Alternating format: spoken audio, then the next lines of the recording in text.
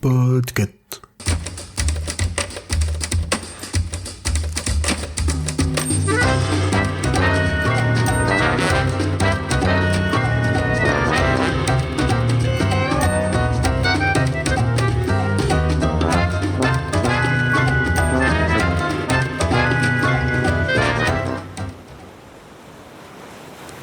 Choix-pitre, La Palle de l'été, épisode 3, Les dévoreuses de livres.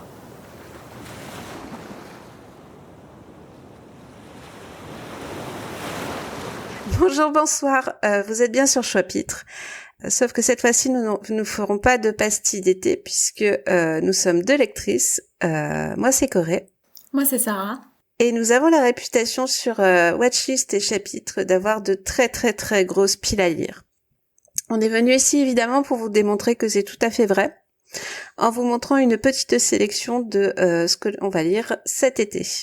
Sarah, est-ce que tu veux expliquer comment on va procéder ? Alors, on a choisi 13 ouvrages et l'idée c'est un peu de sélectionner un ouvrage de l'une de l'autre et de se demander pourquoi on a ce livre dans notre palle. Voilà, on s'est dit que ça pourrait être sympa, ça pourrait être un nouveau moyen de découvrir, de redécouvrir notre palle aussi, et puis de vous faire découvrir à vous différemment les livres qu'on a prévu de lire cet été. Alors moi personnellement, j'ai ta liste devant les yeux, j'ai l'impression d'être au magasin, j'ai envie d'acheter plein de trucs. Je pense que ça va être réciproque, hein. À mon avis, nos palles vont s'ajouter, s'agrandir. Il faut quand même qu'on précise à ceux qui nous écoutent que on lit pas forcément les mêmes styles de lecture, ce qui est encore plus effrayant. Donc voilà. Tu veux me sortir un titre ? Il y en a un que j'ai repéré en passant devant la librairie l'autre fois. Et il est dans ta liste. Donc ça tombe bien, je savais pas si je l'ajoutais ou pas, donc je vais pouvoir le découvrir. Il s'agit de Morgane Pendragon. C'est de Jean Leroux del Socorro. Morgane Pendragon. Pourquoi il t'a attiré celui-là ? Eh ben parce que je l'ai vu justement chez mon libraire l'autre jour et je ne savais pas si j'avais pas encore fait les recherches pour savoir si je l'ajoutais à ma pile à lire ou pas. Et donc tu vas pouvoir faire les recherches à ma place, tu vas me répondre. Laisse-moi te convaincre de ne pas acheter ce bouquin magnifique. Jean Leroux del Socorro, c'est un auteur qui fait beaucoup de fantaisie historique. Donc autant dire qu'au niveau des recherches, il est plutôt calé. Et quand il a fait le projet d'écrire sur Morgane Pendragon plutôt que sur Arthur, forcément j'ai un petit peu sauté dessus. C'est l'histoire de Morgane Pendragon, forcément, au début du 7e siècle. Et en fait, là, cette fois-ci, c'est pas Uther Pendragon qui va donner le pouvoir à son fils Arthur, mais il va le donner à Morgane. Et on va voir du coup tout ce qui va changer dans l'histoire. C'est comme une uchronie mais avec de la fantaisie. D'accord. Et qu'est-ce qui t'a motivé à l'ajouter dans ta pile ? L'auteur principalement. Généralement c'est une bonne réponse. L'auteur, et puis j'aime beaucoup les mythes arthuriens et surtout quand ils se cachent là où on s'entend pas, là où on s'y attend pas du tout. Moi j'adore, je pourrais te donner une liste longue comme le bras, mais on n'aura vraiment pas de temps pour faire tout ça. Mais du coup voilà. Ok, très bien. Voilà. Je note. Alors moi j'ai vu dans ta liste Doctor Who The Legend of River Song. Alors il est dans ma pile à lire parce que je revois la série avec le podcast de Dr Watt et on est arrivé sur les épisodes de River Song il y a quelques semaines, peut-être quelques mois. Et j'avais jamais lu de fiction sur l'univers de Doctor Who. J'avais vraiment regardé que quelques très vieux épisodes et toute la New Who. Et je me suis dit que ça serait intéressant puisque c'est un livre qui est dispo que en VO et je me suis mis ces derniers mois à lire beaucoup en VO, donc je me suis dit que ça serait pas mal pour ajouter un petit peu à l'univers de Doctor Who. Lire ces petites histoires. J'avais lu quelques livres Doctor Who en français, puisqu'il y en a eu quelques-uns, mais jamais en anglais, donc je pense que ce sera... Il fait que 225 pages, et puis ce sont des petites nouvelles, des petites aventures du personnage de River Song, donc je pense que ça va être assez facile à lire pour l'été. Oui, je pense aussi. Je l'ai acheté il y a longtemps, mais je l'ai pas encore commencé. Donc il va être sorti cet été. Travailler encore. Travailler encore, ça c'est un essai dirigé par Stéphanie Nico. Est-ce que tu connais Stéphanie Nico? Non, ça ne me dit rien. C'est une femme qui a dirigé les festivals des Imaginales pendant des années. D'accord. Et maintenant qu'elle n'y est plus, elle travaille sur des livres collectifs. Et là, du coup, Travailler encore, elle a réuni plusieurs auteurs de science-fiction pour voir qu'est-ce qu'on pourrait faire si on était dans une société où on ne travaillait plus. Est-ce qu'on doit encore travailler pour s'accomplir? D'accord. Ça doit être super intéressant. Tu vois ce que je veux dire? Ouais, ça doit être super intéressant. Je pense que... Ouais, je pense que ça va être vraiment un livre passionnant, dans le sens où... Oui, j'avais lu un comics qui s'appelait Not All Robots, faudra peut-être que je fasse un épisode dessus, où en fait on prenait comme postulat que le travail était fait uniquement par des robots. Et du coup les familles avaient énormément de mal à se retrouver. Elles avaient plus de but parce qu'elles avaient plus de travail. D'accord, j'en ai entendu parler mais je l'ai pas lu. Ah bah écoute, fonce avec Travailler encore.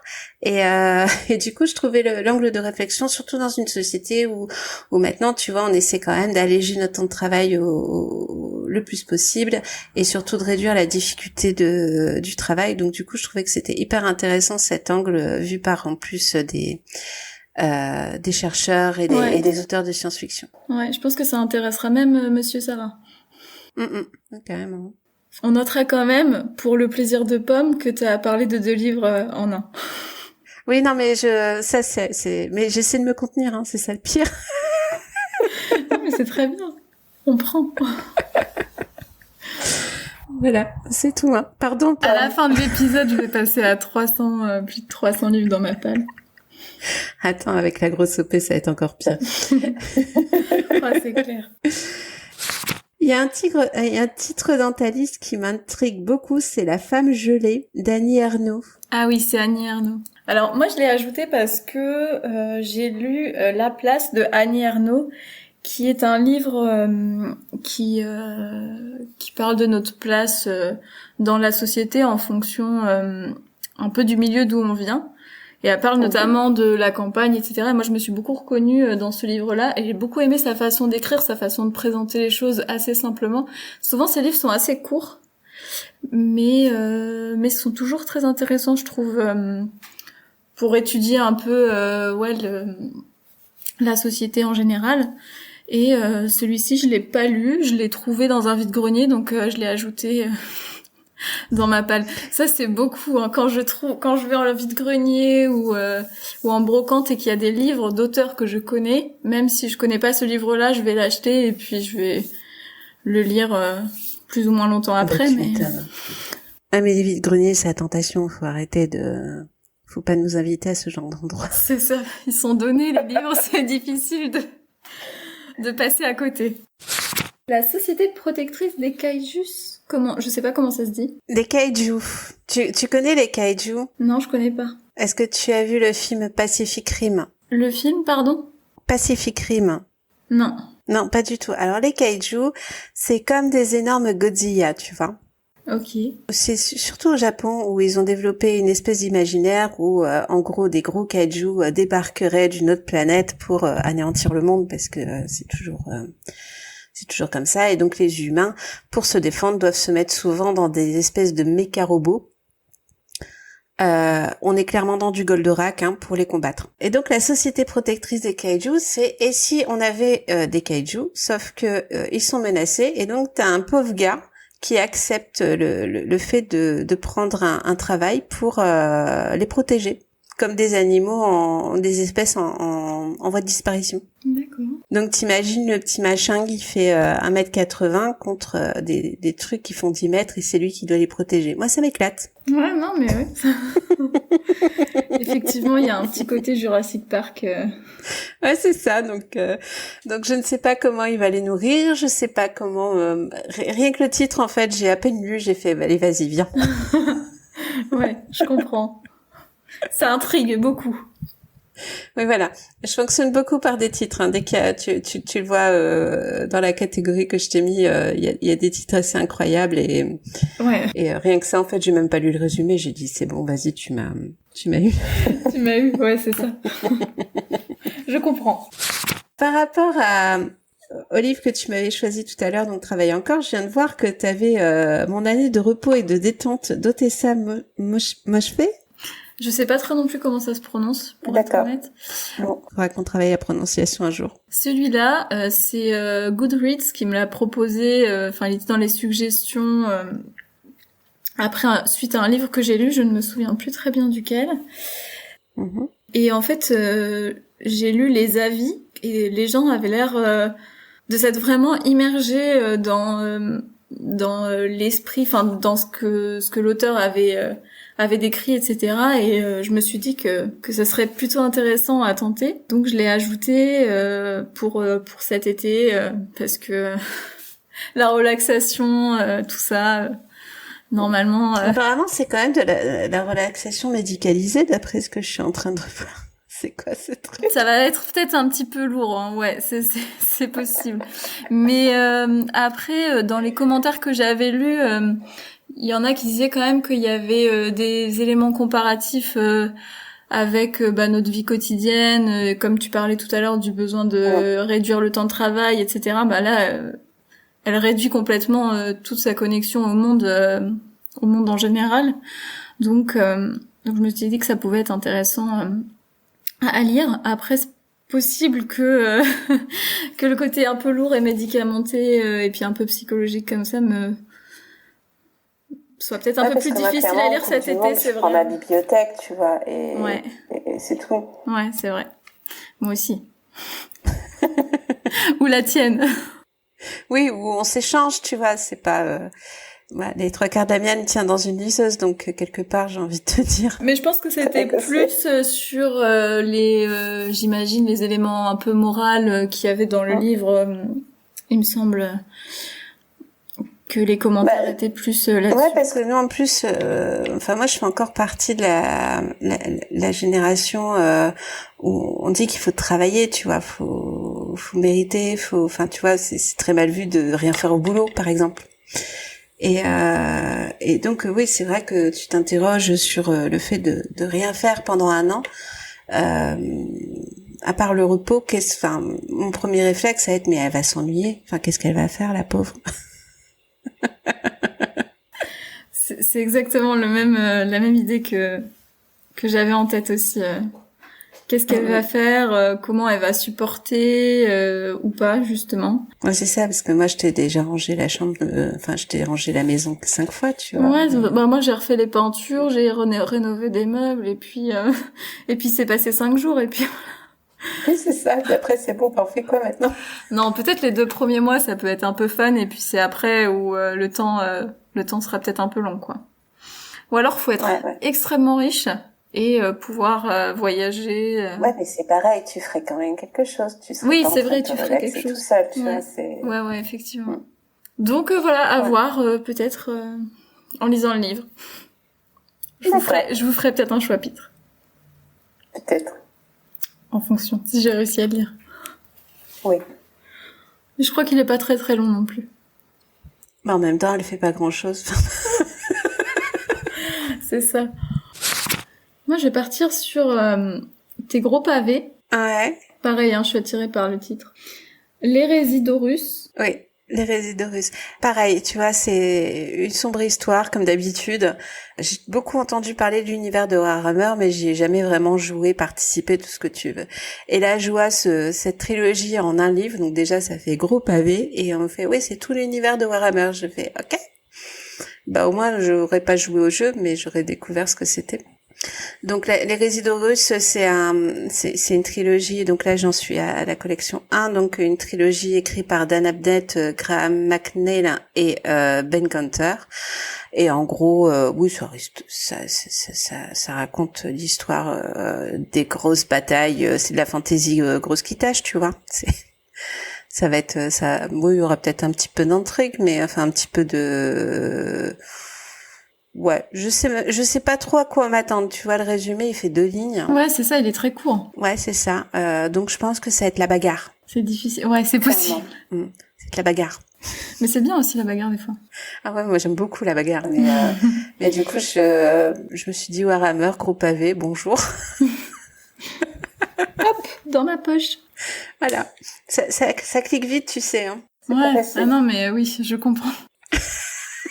Moi, je suis des influenceuses entre guillemets littéraires et enfin ça s'augmente tous les jours quoi. Dès que je vois des choses passer. Ah non, moi, à regret, j'ai dû me désabonner de certains influenceurs parce que c'est plus possible, quoi. Mais ouais, c'était la question que je me posais avec tout ce que j'enregistrais. Non, j'ai rompu avec eux. Non, on n'a pas fait une scène non plus. Hein. Mais en fait, tu te rends compte au bout d'un moment que on s'alimente tous. Et donc, t'as toujours envie de lire le dernier post que t'as vu, le dernier. Et donc, c'est assez particulier. On devient très très vite polémique d'achat de livres, je trouve. Mais ça m'a pas empêché d'acheter, hein, comme tu. Ah bah non, jamais. Jamais. De toute façon, il y a toujours. Maintenant, je cherche toute seule. Tu vois, maintenant, je peux plus dire c'est de la faute d'un tel. C'est moi toute seule. Je viens de voir chez toi les mémoires d'Adrien. C'est un petit peu historique, on dirait, non? Ouais, carrément, ouais. C'est de Marguerite Yourcenar. C'est un vieux livre, hein. C'est un livre qui a été écrit dans les... Alors, elle a mis 20 ans à l'écrire. Ouais. Je crois qu'il a été publié dans les années 50. Et alors, à l'époque, en tout cas, c'était vraiment la spécialiste d'Adrien. Donc, ça va être au plus près de l'histoire. En tout cas, de ce qu'on en connaît, mais c'est forcément romancé parce que on ne sait pas tout. Et puis, elle a pris forcément des libertés pour rédiger ses mémoires. Et en fait, à la base, Monsieur Sarah me l'avait proposé il y a peut-être 2-3 ans. Et en fait, je l'avais complètement oublié. Et c'est hier soir, on était en réunion, en repas pour une association humanitaire. Et c'est mon voisin de table, on a discuté littérature assez vite. Comme quoi, je sors pas de mon sujet. Oui, non, mais... Et donc, il me l'a rappelé l'existence de ce livre et que je l'avais toujours pas lu. C'est vrai que moi, c'est pas forcément, je me suis pas beaucoup intéressée à ce pan de l'histoire, en tout cas, en littérature et c'est vrai que, c'est un peu dommage je trouve que je l'ai pas encore lu, donc, je me suis empressée de le rajouter à ma pile de l'été parce que j'avais vraiment envie de le lire. Je vais peut-être le commencer avant, je pense. Ah, puis alors, l'été pour lire l'histoire, c'est génial. Ouais. Ouais, de toute façon, tu l'as vu dans ma pile, j'ai des livristes aussi, je crois que j'avais une autrice aussi, tu sais, celle qui a écrit, Deux sœurs pour un roi, Ah oui, Philippa Gregoria ou un truc comme ça. Faudrait que je recherche. Et ça aussi, c'est pareil, c'est de l'histoire, mais très romancée. ouais. Et ma mère lisait ça tous les étés. Avec ça et les Agatha Christie. Donc on lisait ça tous les étés. D'accord. Ouais. Ma maman, elle lisait, oui, aussi un peu comme les romans un peu d'histoire comme ça aussi. Ouais. Moi, j'ai mais c'est un nom à rallonge. J'ai complètement oublié le nom de l'auteur. Mais oui, c'était aussi à peu près ça. Ouais, et moi je me souviens encore de l'été où j'avais lu par exemple L'Allée du Roi ou des trucs comme ça. Ouais, justement, c'était L'Allée du Roi, je crois, le premier qu'elle m'avait conseillé, qu'elle m'avait donné à lire. Ouais. Ouais. Ah, il était chouette. Bon, on va rester dans l'histoire. Le cycle d'Ernaud de Jérusalem, de Yann Kervran. Ouais. De Yann Kervran. Ce mec fait de la médiation historique et figure-toi qu'il a écrit tout un cycle sur les croisades. Donc tu suis Ernaud de Jérusalem, il part d'Europe pour aller du coup à Jérusalem pour vivre sa vie. Et t'as le premier tome, j'avais eu 2 premiers tomes l'année dernière et en fait le premier tome t'avais vraiment l'impression d'être dans une nef. Ah ouais? Donc t'as une enquête, tu sais, comme c'est toujours le but, hein, quand tu lis, il se passe un meurtre et puis on va essayer de résoudre un petit peu ce qui se passe. Donc t'as sur le bateau en plus, c'était un huis clos, c'était plutôt sympathique. L'intrigue est bien menée, mais par contre j'ai appris des tas de trucs sur comment comment diriger un bateau, comment tout était disposé à l'époque. Dans le deuxième tome, t'arrives carrément dans les pèlerinages de Jérusalem, donc tu vois tout le circuit des pèlerins, enfin tout le bordel comme ça, et c'est assez incroyable. Ouais, ça va être intéressant. Ouais, là pour le coup, et l'intrigue est plutôt sympa parce que effectivement à chaque fois je me suis fait bluffer à la fin concernant le meurtrier ou celui qui terrorise les gens à chaque fois. Et par contre, ouais, tu fermes les yeux, tu te retrouves en train de faire un pèlerinage à Jérusalem, alors que de base je ne suis pas du tout pratiquante, donc j'en ai rien. Comment dire? Ouais, j'entends. J'ai rien à faire à Jérusalem pour faire un pèlerinage et à suivre des messes. Tu disais, tu fermes les yeux et t'es vraiment transporté. J'avoue que moi, ce genre de lecture, c'est ce qui me fait vraiment adorer un auteur, ce genre de... Ah, c'est ça. Et en plus, dans le premier tome, il avait ajouté des schémas pour le bateau. Ah ouais. La nef. Je crois que c'est une nef. Je risque de me faire trucider si jamais quelqu'un écoute et qu'il fait mais non, c'était pas ce style de bateau. Enfin bon, bref, le bateau pour montrer vraiment comment étaient répartis les gens, comment étaient répartis les marchandises. C'est assez incroyable en fait. Enfin, c'est pas du tout le Moyen Âge que t'imagines. Ouais. Tu sais. Très bien. Voilà. Donc le cycle d'Arnaud de Jérusalem, je vous le conseille fortement. On va rester aussi dans l'histoire avec The Duchess de Wendy Holden. Ouais, c'est ça. Alors c'est pareil, j'ai pas trouvé de version en français. Je savais même pas que ça avait pas été traduit encore. Ouais. C'est une autrice qui est connue aussi pour faire des livres tirés d'un personnage de l'histoire et de son histoire. Donc là, en l'occurrence, c'est sur une américaine qui arrive en Angleterre et qui va tomber amoureuse d'un roi. Enfin, le roi va tomber amoureux d'elle et il va renoncer à son trône pour elle. Et alors, je t'avoue que quand j'ai acheté ce livre, je ne savais absolument pas de quoi ça parlait parce que ça, c'est aussi mon problème. Je suis pareil que toi, la couverture, le titre et tout, j'ai vu un roman historique tiré de faits réels, j'ai attrapé et puis j'ai mis dans ma bibliothèque. Voilà. Oui, ils se sentaient seuls, tu sais. C'est ça, ils se sentaient seuls. C'est un gros pavé par contre, mais je pense que j'arriverai quand même à le lire cet été. Mais c'est pas l'histoire de l'oncle de Elisabeth II? Il me semble que c'est ça. Hein. Ouais. Bon, au pire, si t'arrives pas à suivre, tu regardes la première saison de The Crown et c'est plié, quoi. T'as compris les persos.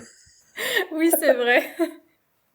Bah, d'ailleurs, je crois que dans quand je suis allée rechercher le résumé pour La Palle, il y avait un petit texte de, je sais plus quel critique qui disait, si vous avez aimé The Crown, lisez ce livre, absolument. Donc, Bon, on saura bientôt, hein. Tu me diras. C'est ça. On a un livre commun dans notre palle. Oui, je l'ai vu. C'est Le Prieuré de l'Oranger. Tu l'as pas lu. De Samantha Shannon. Pourquoi il est dans la tienne? Tout le monde m'a conseillé de le lire. Je l'ai offert à ma mère pour son anniversaire. C'est vrai. En lui disant, c'est de la bonne, vas-y. Elle m'a dit, il est génial, qu'est-ce que t'en as pensé? Je ne sais rien. J'en sais rien, je l'ai pas lu. J'adore ça. Dis-le, il est génial, je l'ai pas lu. Ok. Ouais, et là, j'ai vu dans son air à moitié de l'amusement, à moitié du désespoir, genre, c'est moi qui l'ai fait, tu vois. Du coup, elle m'a dit, mais faut que tu le lises. J'ai dit oui. Donc, j'ai mis dans la palle.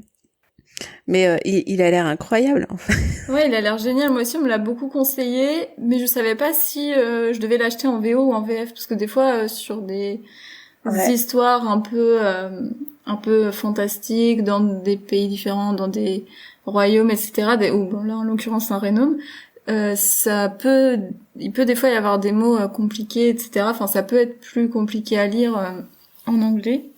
Donc, j'ai longtemps hésité. J'ai pris un extrait sur ma Kindle en VO, mais je n'ai pas encore commencé. D'accord. Ok, moi je peux te le dire d'expérience, ce livre est très bien. Ça me fait penser à une pièce de théâtre où il y a des amis qui se rejoignent. Ils sont tous un peu fâchés parce qu'il y en a un qui était en retard, bref. Et il y en a un qui lui tend un livre et lui dit « Tiens, lis chef-d'œuvre ». Et l'autre répond « Non, mais il l'a pas lu ». Voilà, bref, ça me fait penser à ça. Ouais, c'est ça. Donc oui, je te conseille fortement le prieuré de l'Oranger. Je te raconterai à la fin des vacances. C'est ça. On fera un chapitre à deux. C'est ça. Si on y arrive à le finir, parce que toi t'as qu'un extrait pour le moment, hein, donc. Oui, c'est vrai. Je m'enflamme. Et puis bon, si on fait un chapitre à chaque livre qu'on a lu, il va y avoir des chapitres pour 20 ans. Non, mais là à ce moment-là, on va devoir fonder un autre podcast et ça va pas bien faire du tout. Et j'ai pas encore la carrure pour ça, madame. Parce que déjà que sur Instagram, je mets limite un avis de livre, 3 avis par semaine. Ouais, j'ai vu. Quand je surveille bien les publications, alors si en plus on fait des podcasts dessus, j'aurai plus de temps du tout. Je peux comprendre. J'ai vu aussi La Bibliomule de Cordoue. C'est quoi ce titre? De Wilfrid Lupin et Cheminot Léonard. Ça, c'est une bande dessinée. C'est Monsieur Sarah qui me l'a conseillé. Il l'a lu il y a pas très longtemps. C'est un de ses collègues qui lui avait conseillé, de reco en reco. Et donc en fait, c'est l'histoire d'un... Moi, je vois un califat, c'est ça le mot que tu cherches. Voilà, merci. Oui. Un calife, un is no good. Voilà, c'est ça. En fait, il va traverser l'Espagne avec une mule surchargée de livres qui viennent d'une bibliothèque. Ces livres étaient censés être brûlés, mais il les a sauvés in extremis. Et en fait, au fur et à mesure de ses voyages, il va parler de ses livres, il va les partager, c'est un peu l'idée du porteur d'histoire. D'accord, ça a l'air passionnant. Voilà. Ouais, ça avait l'air passionnant aussi quand Paul me l'a raconté. Il est beaucoup mieux pour raconter les livres que moi. Beaucoup plus doué. Mais ouais, du coup, je l'ai ajouté à ma page. Tu m'as dit des mots-clés, hein. 400 000 livres, une mule. Enfin bon, j'arrive, quoi. C'est vrai. C'est vrai. Et c'est une BD, donc c'est pas très très long à lire. Et puis les dessins sont aussi très jolis. Bah, je le note. De toute façon, j'ai mis des croix devant tous tes titres. Moi aussi, je suis en train de faire exactement la même chose. Alors, Les Annales du Disque Monde de Terry Pratchett. Ouais, là j'en suis à Mortimer. Figure-toi, et on ne rit pas, hein, attention. Hein. Jamais. Pendant très longtemps, j'ai fait un blog de lecture et pendant très longtemps, je me suis pas du tout sentie légitime de lire les Annales du Disque Monde. D'accord, pourquoi? Ouais, le syndrome de l'imposteur, tout ça. Et donc du coup, pendant des années, qu'est-ce que j'ai fait? J'ai pas lu les Annales du Disque Monde. Logique, comme ça tu dis que t'es pas spécialiste du tout, tu vois. Donc cette année, je me suis dit c'est bon, on va dire que je m'y connais un petit peu en fantasy, on va peut-être lire un peu les Annales du Disque Monde. Et depuis, j'arrête pas de me marrer en fait en lisant les premiers tomes. Donc là, j'en suis à Mortimer et à Sorcellerie. D'accord. Et j'ai très très hâte de voir le tome sur Mortimer. Mortimer, c'est le personnage de la mort. D'accord. Tu connais un petit peu les Annales du Disque Monde? Non, je connais pas. D'accord. Alors les Annales du Disque Monde, Terry Pratchett a inventé un monde qui est sur un disque plat, qui est supporté par une espèce de tortue géante. D'accord. D'accord. C'est un monde magique. Donc t'as tous les codes de la fantasy dans ce livre, sauf que il est arrivé un truc incroyablement dangereux pour ce monde, c'est qu'un touriste a débarqué. Ah mince. Et du coup, on suit les aventures du touriste dans les 2 premiers tomes. Dans le 3e tome, cette fois-ci, c'est une sorcière, enfin une fille qui est devenue magicien parce que c'est la 8e fille du 8e fils. Et du coup, le magicien, quand il a passé ses pouvoirs magiques, il a oublié de se renseigner si c'était une fille ou un garçon. Tu vois, c'est que des trucs comme ça.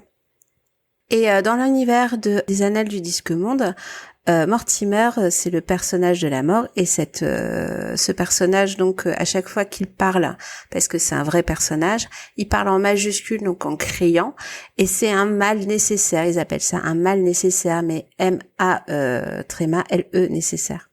Et Mortimer, en plus, a beaucoup d'humour. Donc j'ai vraiment hâte de voir cet épisode sur la mort. En fait, de base, c'est écrit vraiment avec tous les codes de la fantasy, mais c'est hyper drôle. Ouais. J'arrive pas à te comparer ça avec une série. Bon, si tu peux le comparer à The Good Omens si tu as vu la série. Je l'ai pas vue. Elle est aussi dans ma liste de séries à regarder, mais je l'ai pas vue encore. Si elle te plaît, tu sais que tu peux entamer les 35 tomes des Annales du Disque Monde tranquillou bilou. Ah oui, 35 tomes. Du coup, est-ce que, par exemple, tu connais la série Brooklyn Nine-Nine? Oui, je connais. Voilà, c'est un peu ça. C'est comme si tu lisais le Brooklyn Nine-Nine, mais de la fantasy. Ok, intéressant. Donc c'est des thèmes très sérieux qui sont abordés, mais tu te marres tout le temps. Ok. Et alors pour le coup, je l'ai lu en VF parce qu'une 40aine de tomes en VO, ça va 2 minutes.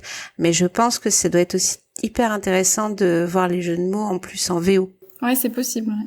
Donc là, je déroule la série en fait pendant tout l'été. Ok, c'est des tomes assez imposants ou c'est court? Non, même pas. C'est moi je te dirais 300 pages maxi. Ah oui, d'accord. Donc c'est vraiment le petit livre, tu peux lire pour te détendre.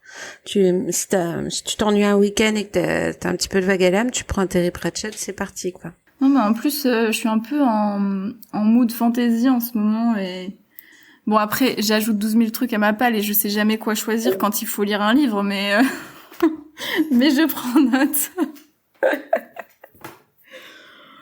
T'as pas ce problème-là, toi? Tu sais toujours quoi choisir? Alors moi, je fais des listes hyper carrées et je choisis tout à fait autre chose le moment venu. D'accord. Ça me rassure. Mais de base, ouais, ça c'est, tu vois, c'est l'ancienne blogueuse qui te parle, c'est ouais, faut faire des listes.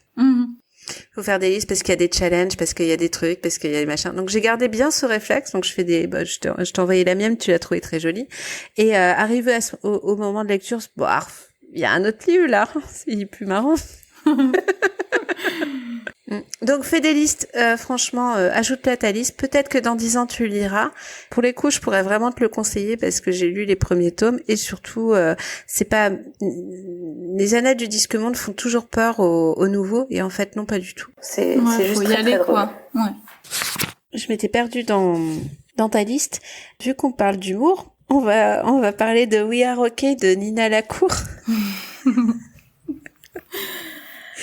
Alors, celui-là, je pense que c'est influence Instagram. Je pense. Ouais, ça sent l'influence. Ouais, je pense que je l'ai ajouté parce que j'ai vu les avis, enfin quelqu'un publier un avis qui était très très positif et je me suis dit pourquoi pas. Et puis là, je me suis dit, vu le titre, pourquoi pas cet été. Oui.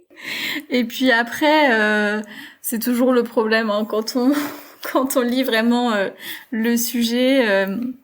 Des fois, je suis en train de me dire, lis pas ça toute seule quand même. C'est peut-être un peu plus lourd que prévu. Après, moi, j'aime beaucoup soit être transportée dans un univers et visuellement être partie complètement autre part, etc. Ou alors ressentir des émotions hyper fortes dans un livre. Ouais, c'est pareil. Et du coup, j'ai tendance à choisir les livres qui, je pense, vont me faire pleurer ou beaucoup rire aussi, selon l'état d'esprit du moment. Et je pense que celui-là va me faire ressentir beaucoup d'émotions aussi. J'essaierai de le lire à côté de mon conjoint quand même. Ouais, sinon je suis sur Discord. Hein. J'enverrai un SOS. Je suis en train de pleurer. Voilà, mais moi c'est pareil. Hein. Pour chaque livre, en fait, tu te dis mais pourquoi regarder la télévision, en fait, tu vois. Mais oui, c'est ça en fait. Moi, j'ai eu ma phase où je lisais plus trop et je regardais beaucoup de séries, etc. Et parce que en fait, j'ai besoin de bruit autour de moi. Et en fait, j'ai fait une overdose, je pense, de visuellement. Et puis j'ai dû à force d'avoir regardé beaucoup de choses, commencer à regarder des trucs peut-être un peu moins bons ou peut-être un peu moins selon ma cible. Et du coup, je me suis un peu détachée et je suis revenue à la lecture il y a 2 ans. Et en fait, je me suis rendu compte à quel point ça m'avait manqué parce que c'est quand même, je trouve, beaucoup plus intense.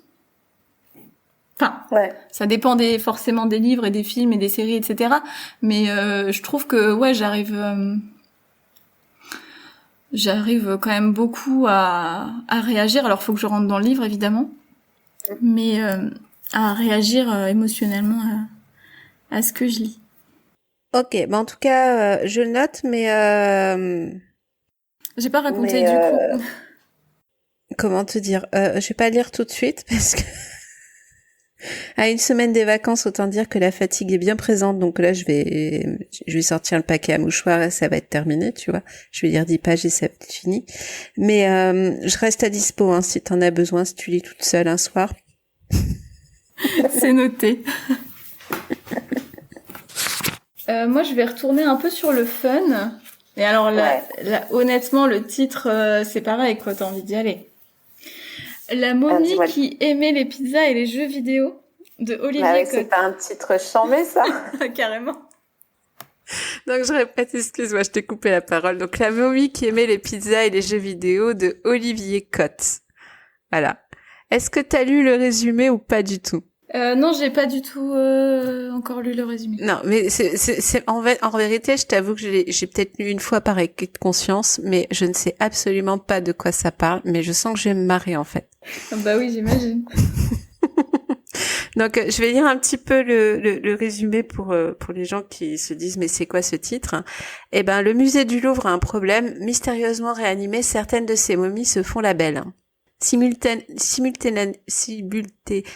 ce mot très long? Bref, en même temps, un grand archéologue disparaît dans des circonstances suspectes. Sa fille découvre qu'il était sur la piste d'une sépulture égyptienne en plein Paris. Pour l'instant, on voit pas trop le rapport, hein.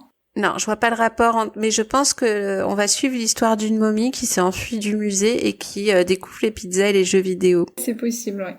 Et peut-être qu'il y aura une enquête, j'en sais rien, mais je t'avoue que rien que le titre et le visuel en plus, parce que là, vous voyez pas, mais Sarah le voit, c'est quand même assez incroyable. Ouais. On dirait le Père Noël est une ordure avec la momie. Bref, j'ai qu'une hâte, c'est de le lire celui-là. J'attendrai ton avis à chaud. Je t'enverrai un message, promis. Alors, It Start With Us, à tout jamais de Colleen Hoover. Ça, c'est une autrice qui a fait des livres qui ont plutôt beaucoup marché sur le BookTok, sur les réseaux sociaux, etc.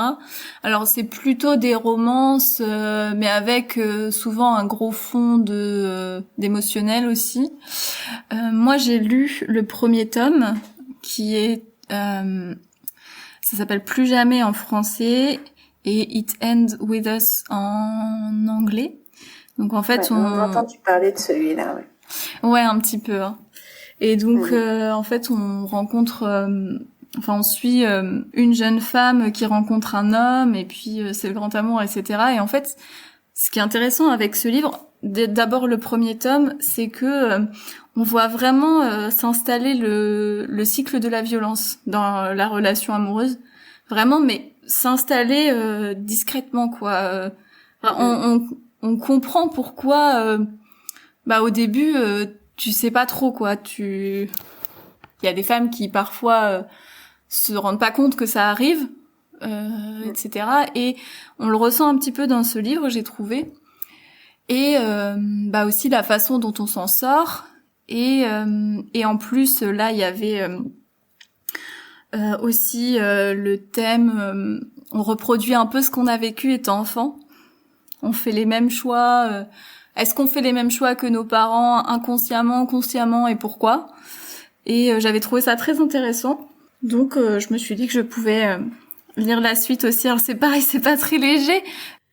Non, moi c'est typiquement le genre d'histoire et pourtant tu vois j'ai eu des périodes dans ma vie où j'ai vécu plus ou moins pas des épisodes de violence mais d'enfermement, enfin tu vois des trucs ou des relations toxiques, c'est ça que je cherchais comme mot.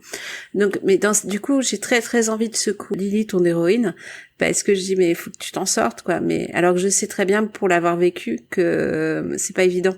Tu t'en rends pas compte ouais. tout le temps. Moi, c'est pareil, j'ai une amie qui l'a vécu, alors moi pas du tout, mais c'est vrai que quand en plus on est à la place extérieure et on a envie de lui dire mais fais quelque chose et qu'on essaye de convaincre, etc. une personne, bah c'est très difficile de se mettre à sa place. Et là, en tant que lecteur, je trouve qu'on arrive quand même assez bien à un peu mettre les pieds dans ses chaussures et à se mettre un petit peu à sa place quand même. Puis c'est écrit quand même de façon assez... Merci. Ouais, enfin c'est écrit simplement. Ah, moi je l'ai lu en VO, mais je veux dire c'est écrit simplement quoi. Ça se lit quand même assez vite, même s'il y a un fond un peu lourd. Ça se lit assez vite. Il y a beaucoup de dialogues. C'est une histoire racontée un peu sur le fil quoi. Donc là c'est la suite et sur la suite elle a eu une petite fille avec cet homme violent. Mais elle est partie avec cette petite fille et est-ce qu'elle va réussir à maintenir la promesse que le cycle de la violence va s'arrêter avec elle et sa fille, ou est-ce que elles vont se retrouver dans des situations abusives ou pas, etc. Donc ça va être sur ce sujet-là pour le second livre. Ah bah non, c'est un angle hyper intéressant du coup, mais je pense pas que je le lirai. Franchement, ça va peut-être remuer un peu trop de trucs. C'est vrai pour que moi. c'est un peu lourd, et puis c'est vrai que ça peut paraître un peu lourd pour les vacances d'été, mais comme je sais comment c'est écrit. Moi, je pense que tu vas être scotché, hein. Je pense que je vais pas tu réussir. vas le commencer un matin, tu vas le finir le soir. Ouais, ça. Non, mais en plus, j'ai pas la patience. Moi, quand je commence un livre, sauf si vraiment j'ai du mal à accrocher ou si c'est écrit de façon un peu plus lourde ou un peu plus compliquée, moi, dans les 3 jours, il est fini. Sinon, c'est ça. Sinon, ça va pas. C'est la moyenne de durée de vie d'un livre chez moi. Bon, ça me rassure. On va changer de thème. Ouais, on va. La naissance du savoir de Nicolas Martin. Nicolas Martin, c'est celui qui a fait la méthode scientifique sur France Culture pendant des années. Et maintenant, il est auteur de scénarios et il commente des films aussi. Je suis en train de chercher son podcast, c'est Réaliser sans trucage. Et en fait, Nicolas Martin, j'avais écouté une interview de lui où il parlait du fait que c'était pas parce qu'on était littéraire qu'on pouvait pas aimer la science. Tu vois ce que je veux dire ? Ouais. Et du coup, j'avais écouté son émission. Maintenant, son émission a été reprise par Natacha Triou et ça s'appelle La Science et QFD. Et sincèrement, pour l'écouter depuis tous les jours depuis quelque temps, enfin depuis des années maintenant, la science c'était fun. Quand j'étais petite, on m'a toujours dit t'es littéraire, tu comprends rien à la science, tu vois. Et j'écoute une émission d'1 heure tous les jours à cause de ce mec. Donc et là, dans la naissance du savoir, il a pris en fait des gens qu'il a interviewés et il essaie de comprendre ce qui se passe dans leur tête, comment ils pensent pour devenir justement des grands scientifiques. Donc c'est pas une recette du succès, c'est juste essayer de comprendre comment ils fonctionnent ces gars. Tu vois ? Donc, est-ce qu'ils sont comme nous ? Est-ce qu'ils pensent comme nous ? Est-ce qu'ils font des raccourcis comme nous ? Est-ce qu'ils font des piles à lire comme nous ? Je ne sais pas. Mais du coup, au travers on va pas du tout parler de leur recherche, on va juste parler de leur vie. Et je trouve que c'est génial, en fait, d'essayer de savoir comment pensent des grands scientifiques pour voir si c'est comme nous ou pas. Enfin, bref. Très bien. Non, mais ça doit être super intéressant. Ouais. Je pense que il sera aussi dans la pile de Monsieur Sarah. D'accord, je donnerai mon avis à Monsieur Sarah et au pire je lui ferai un petit envoi, celui-là est en physique pour une fois. C'est vraiment le genre de choses qu'il adore lire. Ouais. Donc, je note. Ouais, et puis les vacances, c'est fait aussi pour s'instruire. Hein. Allez, ça fait un peu...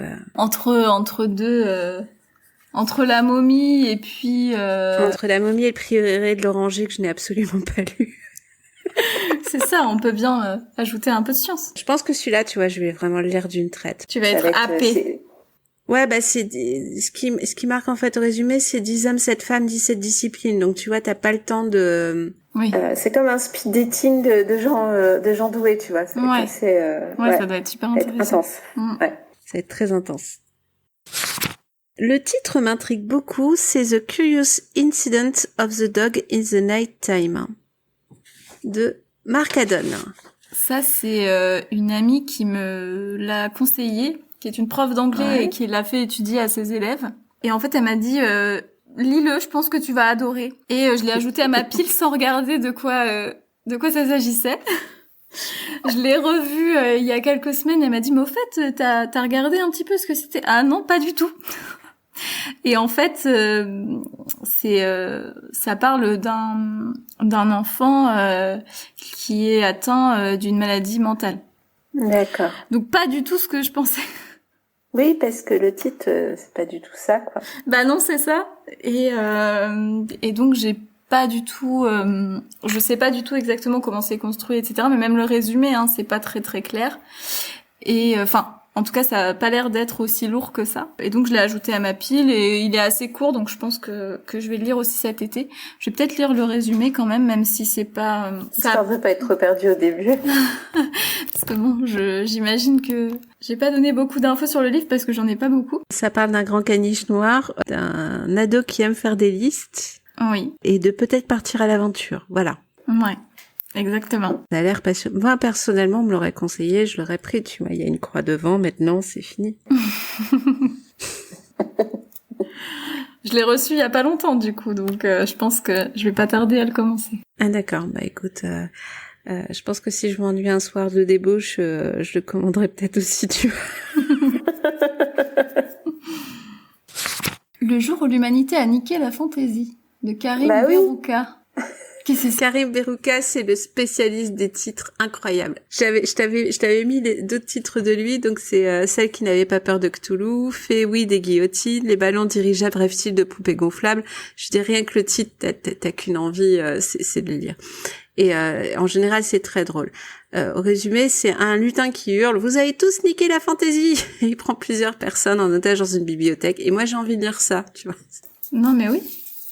Ça a l'air tellement what the fuck que t'as envie de savoir quoi, pourquoi, quand, avec qui et tout ça.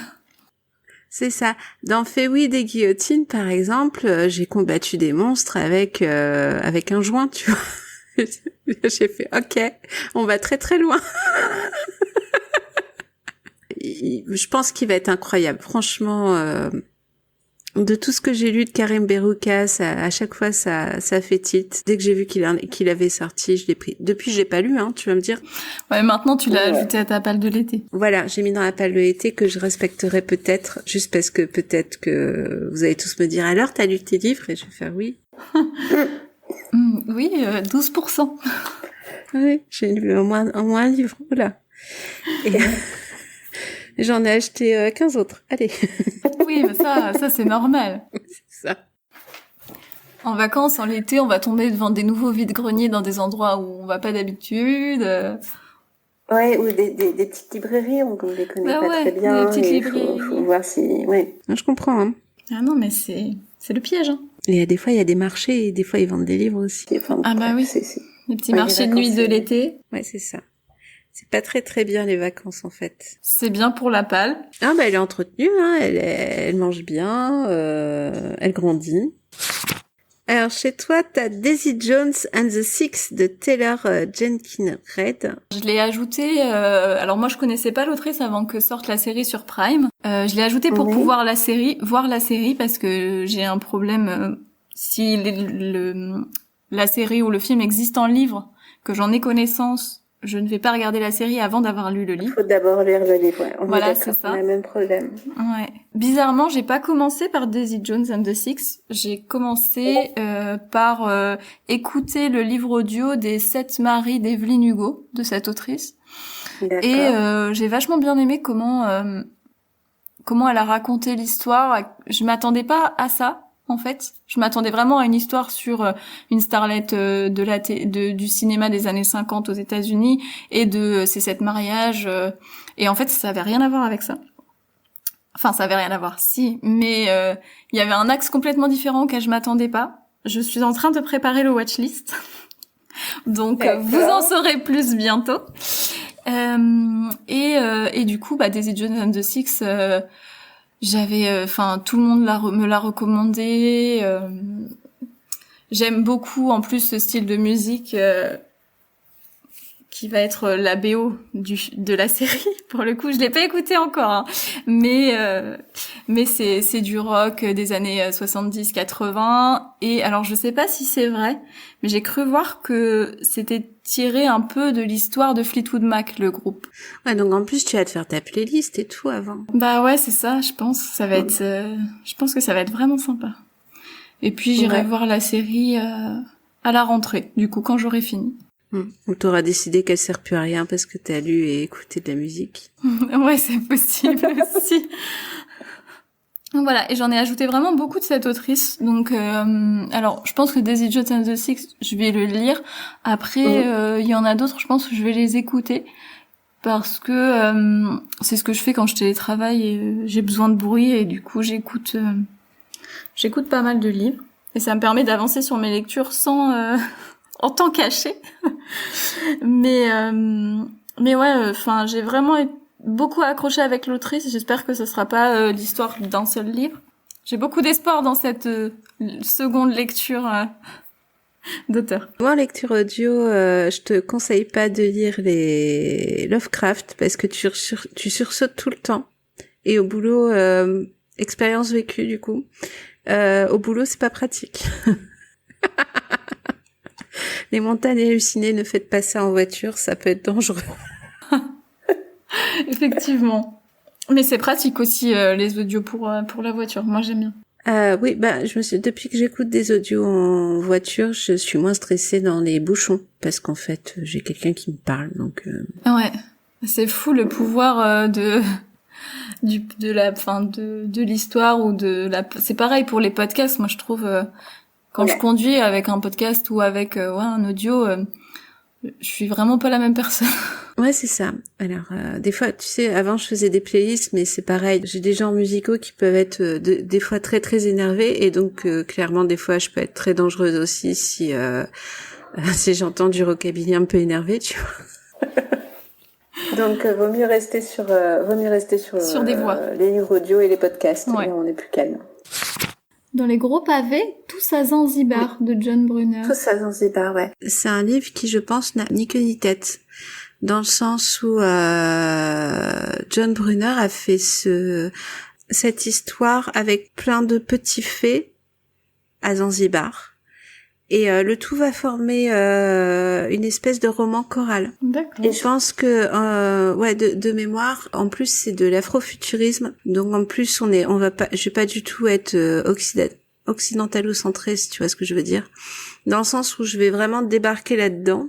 Ça va être du tourisme pur, quoi. Ouais. Je vais débarquer dans la ville sans rien connaître, avoir des petits bouts d'histoire et je vais faire mon tourisme toute seule. Très bien. Ouais, ça peut être intéressant, effectivement. Et je crois que je l'avais écouté, cette reco, ça vient de C'est plus que de la SF, le podcast, qui est aussi un agrandisseur de pales assez incroyable. Des fois, je punis le podcast, je l'écoute pas pendant 2 mois, je dis c'est bon, t'arrêtes. Et donc, je pense que ça va être un truc qui va être vraiment pour les vacances, tu vois. Je l'ai acheté il y a 6 mois à peu près. C'est limite quelque chose que tu dois lire dans le train. Ah, j'adore lire dans le train. Je prends pas assez le train pour ça, mais ouais, je comprends. Moi, je lis dans le train avec des BO de films en fond. C'est meilleur moment. Et tu vois, il y a des livres comme ça, tu sens que tu dois lire ça en voyage. Et Tous à Zanzibar, pour moi, c'est typiquement ce genre de livre. Donc, je vais le prendre au cas où. Je pense qu'on va faire pas mal de rando cet été. Donc, je vais prendre la liseuse dans ma poche arrière. Et puis, dès qu'on fera une pause, je vais lire un petit bout. Et puis, et ça va me faire mes vacances. Ouais, c'est pas mal. Si vous faites des randos, choisissez bien le livre qui vous accompagne. Ouais, c'est vrai. Ouais, je choisirais peut-être pas un de mes livres très émotionnels qui sont dans ma palle. Oui, non, parce que sinon ta rando elle est fichue, tu restes assis pendant 5 heures et tu lis. Non, je pense que je lirais pour le coup celui qui était dans l'autre épisode avec d'autres podcasteristes, Le Hobbit par exemple. Chez toi, il y a encore The Time Traveler's Wife. Le temps n'est rien de Audrey Niffenegger. Ouais, alors j'ai découvert que Le temps n'est rien était le titre français en écrivant la page sur Word parce que je connaissais que le titre anglais. Mm-hmm. Je pense que c'est dans le flux de Discord du podcast. que j'ai eu envie de lire ce livre. Je crois que Pomme a dû en parler avec Grand Poil ou quelque chose comme ça. Ou Zu, peut-être, je sais plus. Enfin bref, ça a été mentionné dans le fil. Et il y a un film qui a été fait aussi adapté de ce livre, qui est sorti il y a pas très longtemps. Et donc c'est un homme qui voyage à travers le temps et sa femme le rencontre à des époques différentes. Eh ben ouais, je pense qu'on a suivi la même discussion sur le Discord, donc je pense que ça vient de là. C'est une histoire un peu qui ressemble un peu à l'histoire de River Song pour le coup dans Doctor Who, où en fait les deux protagonistes se voient à des moments différents de leur vie, enfin se rencontrent à des périodes différentes, et en l'occurrence l'homme ne s'en souvient pas, si j'ai bien compris. D'accord. Et il est propulsé dans le temps par une maladie qu'il a développée. Oui, donc bon, je pense que tu vas me convaincre très vite quand tu l'auras lu. C'est possible. Je vais mettre la croix. Ton dernier livre à toi, c'est The Hate You Give de Angie Thomas. Ouais, c'est un livre qui va traiter du racisme.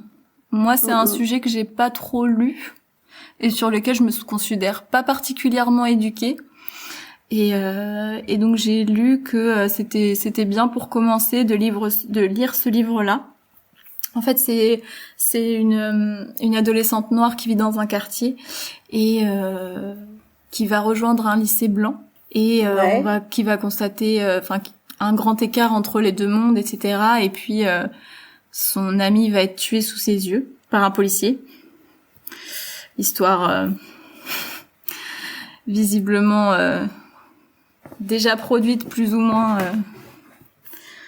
dans un certain pays du monde, et donc ça va être le sujet du livre, quoi. Ouais, bah tu me diras si t'as plu, parce que je pourrais te donner d'autres titres. Ah ouais, ça m'intéresse. Pas là parce que sinon on va faire vraiment 3 heures d'émission. Mais ouais, je pense que faudrait peut-être demander un jour si on ferait pas un thème justement sur. Ah oui, ça peut être super intéressant, ouais. Parce que moi, pour le coup, c'est vrai que je suis plutôt demandeuse pour ce genre de lecture, et j'ai pas encore assez approfondi mes recherches non plus, hein. Mais donc je pensais commencer par celui-là pendant les vacances.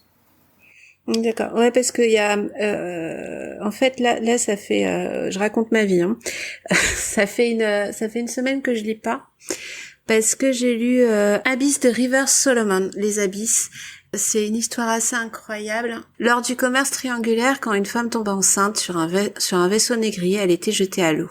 Et l'autrice est partie de ce fait-là en imaginant que ces femmes en fait sont pas mortes.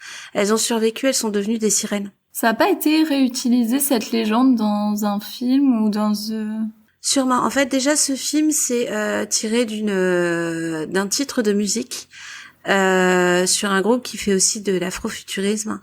Et donc, River Solomon a fait pas mal de choses comme ça, et c'est le genre de livre qui ça te remue pas mal. Donc, ouais, j'imagine. Bah, c'est pour ça, je me suis dit, je vais pas le lire là. Je vais le lire dans un moment où je serai plus détendue, plus posée, parce que. Ouais, tu vois, dans ma tête au départ, je devais lire Les Abysses et ensuite Pachinko, et là je me suis dit ça va pas être possible. Compliqué.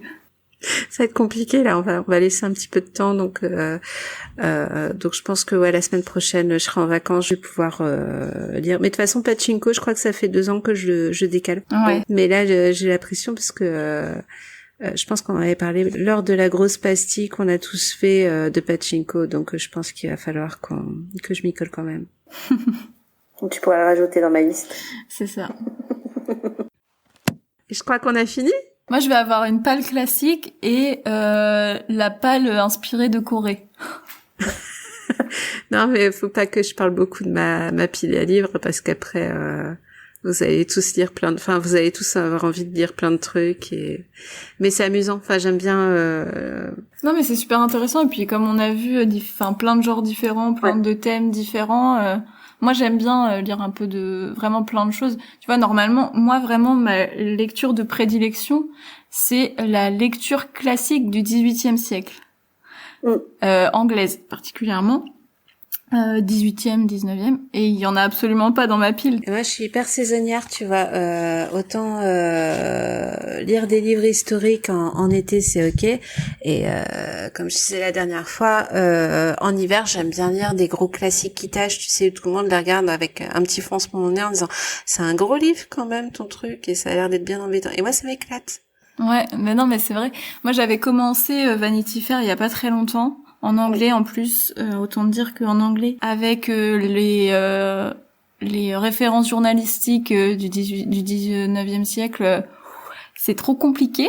Et puis en plus, c'est un pavé énorme. Et c'est vrai que là, j'arrive pas à me mettre dessus parce que je pense que c'est pas la bonne saison. Ouais, je pense que t'as raison. Faut que je le lise à partir du mois de novembre. Là, je serais plus, je pense, je serais plus. C'est ça. Il faut un plaid moumoté. Ouais. Des bonnes conditions pour ce genre de livre. Une tasse de thé ou de café ou de chocolat, un plaid moumoté et la pluie qui tombe. Ouais, la pluie qui tombe, j'adore. Et là, tu peux, Ouais, je valide. Je pense que c'est vrai que c'est ça. Parce que j'ai absolument aucun classique, effectivement, dans ce que je pense que je vais lire cet été, c'est sûr. Ouais, c'est ça. Je me vois pas lire Guerre épée maintenant. Par contre, au mois de décembre, ça va être génial, tu vois. Il est dans ma palle aussi, mais je l'ai pas... J'ai pas encore situé la période à laquelle j'allais le lire. Dans combien d'années, dans combien de mois, je sais pas. Parce que c'est aussi un sacré pavé, celui-là. Ah ouais, mais là, il fait juste un petit peu peur quand tu le regardes, mais après, faut discuter avec. C'est ça.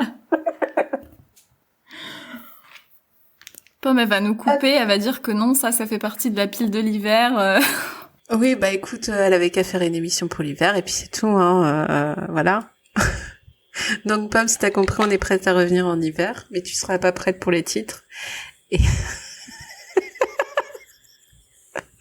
Alors, je vais vous parler aujourd'hui de Guerre épée, d'Anna Karenine. Et je vais vous montrer à quel point c'est génial. Et là, tout le monde va faire quoi? Coucou, ici Pomme la monteuse. Je me permets de prendre un petit peu le contrôle de cet épisode pour signaler que tout ceci n'est que calomnie, qu'aucune liseuse ni podcastrice n'a été maltraitée dans cet épisode et qu'il n'y a pas de censure dans Choix-Pitre. D'ailleurs, la suite de cet épisode va vous le prouver. Je vous souhaite une bonne fin d'écoute d'épisode en attendant la revue de Guerre épée de Corée et Sarah cet hiver. Bisous à tous. Voilà. Autant n'emporte le vent. Ah ouais, celui-là aussi. En automne, ça va être génial. Ouais. Pour le coup, celui-là, j'ai vu le film avant de lire le livre. Oui, on a tous vécu ça en étant un peu gamin. Les fameuses sagas de l'été, les Angéliques et Marquise des Anges et autres joyeusetés que mon grand-père regardait à la télévision. Ah ouais. Ah non, moi c'était moi-même qui voulais le regarder. Il y a pas si longtemps que ça. Ça doit faire 4 ans que je l'ai vu, max, je pense. Ah d'accord. Ouais, mon grand-père c'était ou de la SF pure, genre Star Trek, tout le bordel, ou les séries style Walker Texas Rangers, voilà, ou Angélique Marquise des Anges. J'ai pas compris le lien. Ouais, c'est clair. Effectivement, là, Walker, je me reconnais un peu plus. Là, effectivement, ma famille, oui, ok. Angélique, un peu moins. On a tous vécu le dimanche. Hein, c'est Walker ou Belle et Sébastien chez nous. Ouais. Angélique, Sissi l'impératrice, tout ça, j'ai pas compris le lien, mais ça lui allait très bien. Il adorait ça. Donc forcément, Autant porte le vent, je l'ai vu avant de... je l'ai pas lu, je crois. Faudrait peut-être qu'on se le mette... Ouais, moi, il est dans ma pile déjà, mais... Ah, d'accord, j'ajouterai... Mais c'est pareil, comme c'est un peu vieux, etc., je sais pas si... VO ou VF, comme tu l'as compris, je sais pas faire des choix, donc je ne choisis pas, j'attends, mais du coup, je l'ai toujours pas lu. Prends une pièce, tu la lances en l'air, pile c'est VO, face c'est VF. Je l'ai déjà fait, ça marche. Ah ouais, c'est ok, ouais, c'est une bonne idée. Écoute. Voilà, à un moment donné, je faisais des listes de piles à lire comme ça, et je prenais, tu sais, les dés de jeux de rôle. Ah oui. C'est pratique aussi, si tu veux choisir. Voilà. Quand je saurais pas comment choisir, je t'enverrai ma pile et puis je te dirai sélection. Ouais, je te fais une liste de numéros et tu lances le dé, je te dis quel livre il faut que tu lises. Voilà, exactement. Bon. Et sur ce, je pense qu'on va arrêter. Qu'est-ce que t'en On a penses? assez digressé, hein, je pense. Oui, parce que sinon, nous, on peut faire une soirée comme ça, mais je pense que il y en a beaucoup qui vont s'endormir, Il y a des chances. ou partir, ou fuir, et on nous donnera plus le micro. Et on doit faire des chroniques pour Watchlist et Choix-Pitre, donc ça va pas être possible, les enfants. Va falloir qu'on parte. Bon bah écoute, moi je te dis à très très bientôt, parce que je pense qu'on s'enverra des messages pour les livres qu'on va lire très vite cet été. Il y a de fortes chances. Et puis à bientôt tout le monde. À bientôt!